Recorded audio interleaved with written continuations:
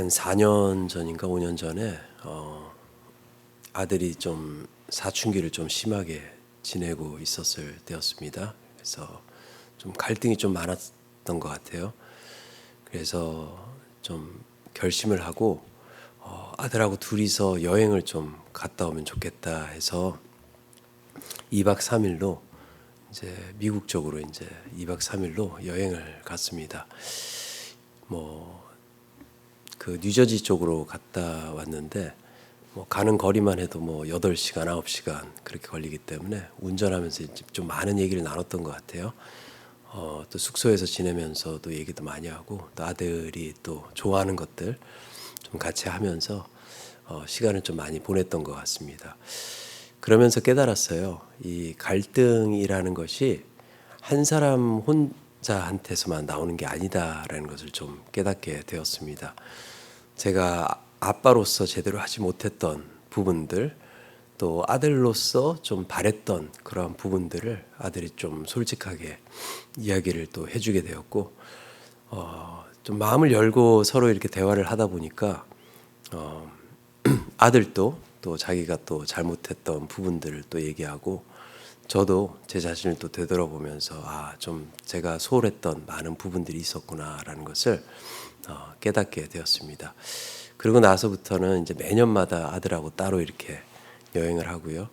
또 딸하고도 이제 여행을 하고 아내하고도 같이 여행을 하고요. 같이 여행은 못 해요. 왜냐면 집에 고양이가 있어가지고 고양이를 돌봐줄 사람이 필요해서 이렇게 따로따로 여행을 하다 보니까는 시간들을 갖다 보니까는 되게 이렇게 소중한 시간들을 경험하게 됩니다. 저희들 삶을 바라보면 관계 속에서 갈등들을 많이 겪게 되죠. 갈등은 본질적으로는 나쁜 게 아니라라고 생각합니다. 왜냐하면 갈등을 올바른 방법으로 우리가 대할 때 우리는 성장할 수 있기 때문이죠.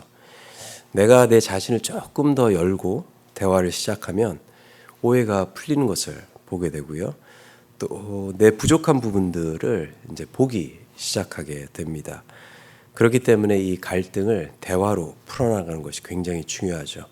그리고 대화는 내 중심으로 말하는 것이 아니라 상대의 의견을 듣는 중심으로 할 때 서로의 갈등이 이제 풀리게 되는 것이죠. 오늘 본문을 보니까요, 이 하나님과 이스라엘 백성들 사이에서 갈등이 생겼습니다.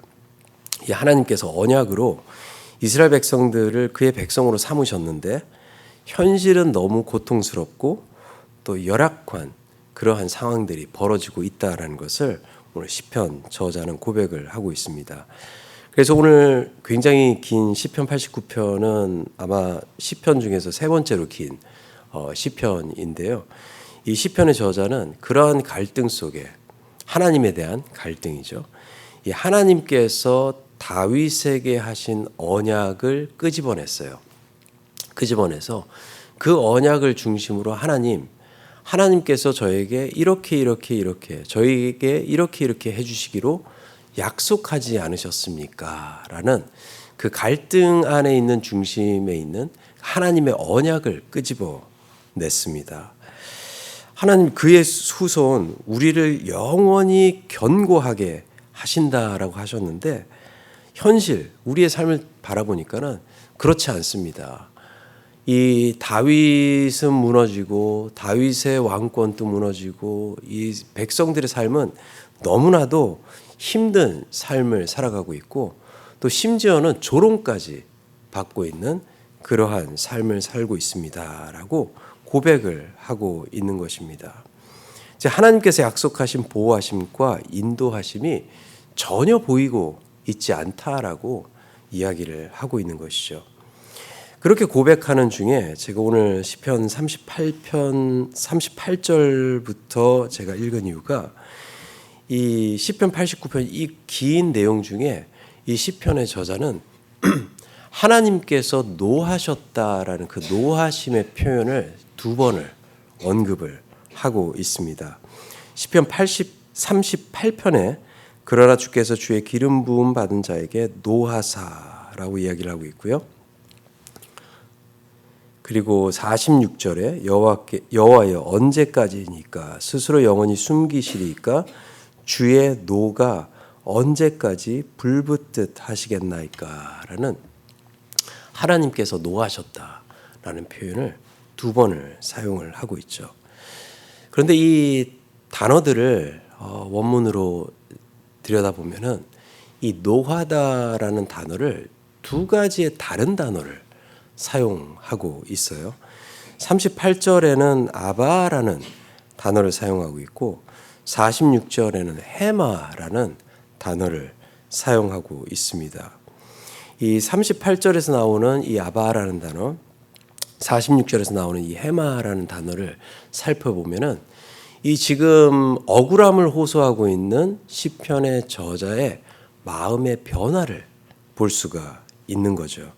이 38절에서는 하나님이 기름 부음 받은 자들을 버리신 격한 감정의 표현이에요.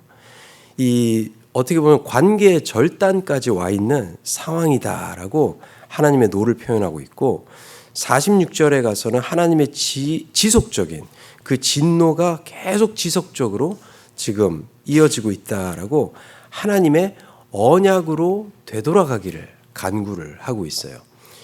이 38절에서는 다시 말씀드리면 38절에서는 관계가 지금 끊어져 있습니다 라는 이야기를 하고 있는 것이고 46절에 가서는 다시 되돌아가고 싶습니다 라는 표현적인 단어를 사용하고 있는 거죠. 이 38절은 인간으로서의 느끼는 감정을 아바라는 단어로 표현을 하고 있고요. 46절은 하나님의 분노를 되돌아보는 표현으로 헤마라는 단어를 사용하고 있는 것이죠. 이것이 오늘 본문의 중심 키워드라고 생각합니다. 하나님의 외면하심을 언약 속에서 찾고자 절규를 할 때 처음에는 하나님의 노하심을 인간적인 관점으로 바라보았는데 결국 하나님의 언약 속에서 찾은 것은 인간들의 죄 때문에 하나님의 노하심이 계속 지속되고 있다라는 것을 깨닫게 되었다는 것을 오늘 시편 이 아바라는 단어와 헤마라는 단어를 통해서 우리에게 보여주고 있는 것이죠. 언약 속에 들어간다라는 것은 하나님을 신중하게 듣는다라는 것이죠. 이 믿음에 있어서 하나님의 언약을 듣고 붙드는 것이 이렇게 중요하다라는 것을 말씀하고 있는 것입니다. 하나님의 말씀을 붙들고 기도하며 찬양하며 그리고 우리가 예배할 때 하나님께서는 우리의 시선과 관점을 하나님의 시선 또 하나님의 관점으로 바꿔 주신다라는 것을 이 아바 또 헤마를 통해서 알려주고 있는 것이죠. 처음에는 내 중심적으로 생각을 하니까 왜 이런 일들이 일어나고 있습니까? 하나님, 나와 관계에 문제가 있습니까? 하나님, 이 관계를 절단시키시려고 하십니까? 라는 인간적인 관점으로 내 중심으로 하나님의 그 노하심, 내 삶에 일어나는 환경들을 바라보게 되었는데 결국은 내 자신을 바라보게 되고 내 삶을 되돌아보게 되고 또 하나님께서 이 일들을 통해서 나로 하여금 하나님께 되돌아오기를 그저 눈만 시선만 하나님께 나아가는 것이 아니라 나의 마음과 삶 전체가 하나님께 되돌아가기를 이 환경을 통해서 이러한 상황들을 통해서 하나님께서 나를 인도하고 계시는구나라는 것을 깨닫게 되는 것이죠.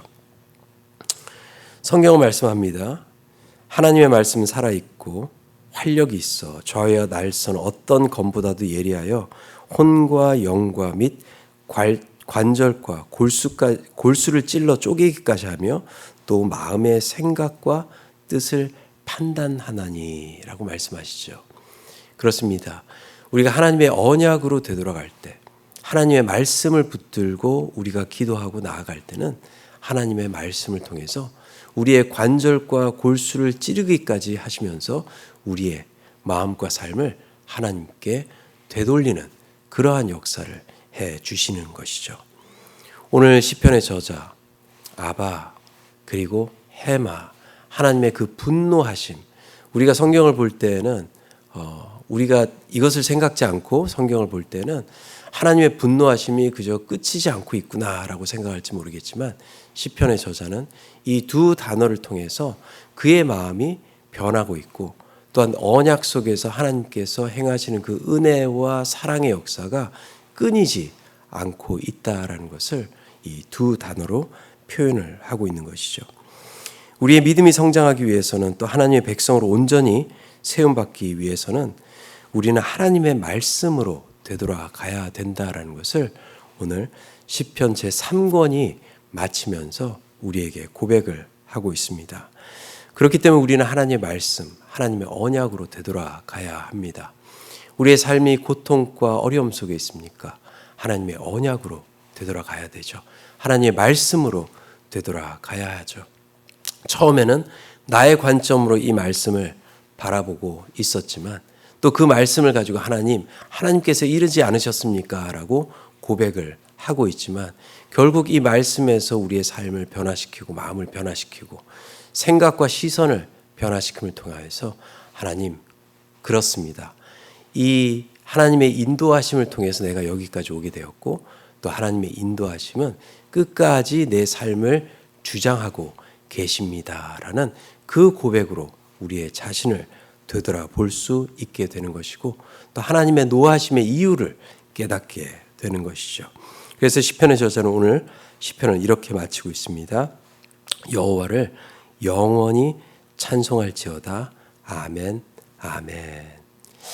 오늘 저와 여러분들의 삶 또한 하나님을 영원히 찬송합니다. 아멘, 아멘.